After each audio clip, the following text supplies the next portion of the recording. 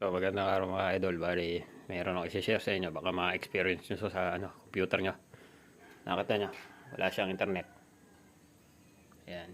Ano yan, Windows 10 yan. Kahit sa Windows 11, ganyan din yan. Nakita nyo. Ayan, yung LAN cable niya. Ayan. Ayan yung internet. Ayan.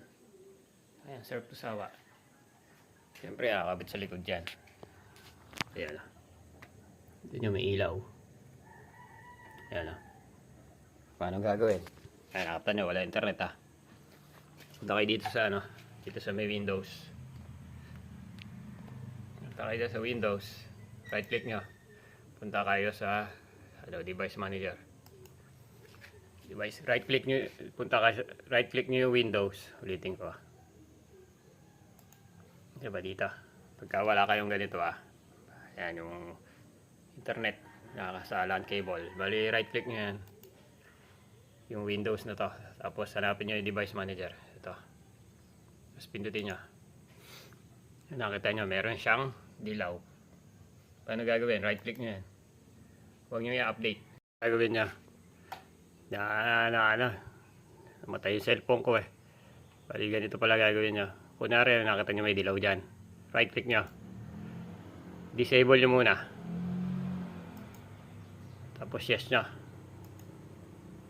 Kaya na-disable nyo na, may lalabas na ganyan. Tapos right click nyo ulit. Pagka wala siyang ganito yung internet nangyayari minsan. Pag disable nyo, right click nyo ulit yan, yung internet, adapter, ayan. Right click, tapos enable nyo ulit. Babalik na sa normal yan. Nakita nyo, wait nyo lang. Ayan, identifying network. Ayan, meron na siya. Ganun lang pag usual pagka yung internet nyo na wala, disable nyo lang sa enable nyo. Parang lang kayo, para lang kayo nag offline sa cellphone, ganun lang. Ayan, bubukas ako ng Google Chrome. Hindi, may internet na yan. Nakita nyo naman yan. Internet access.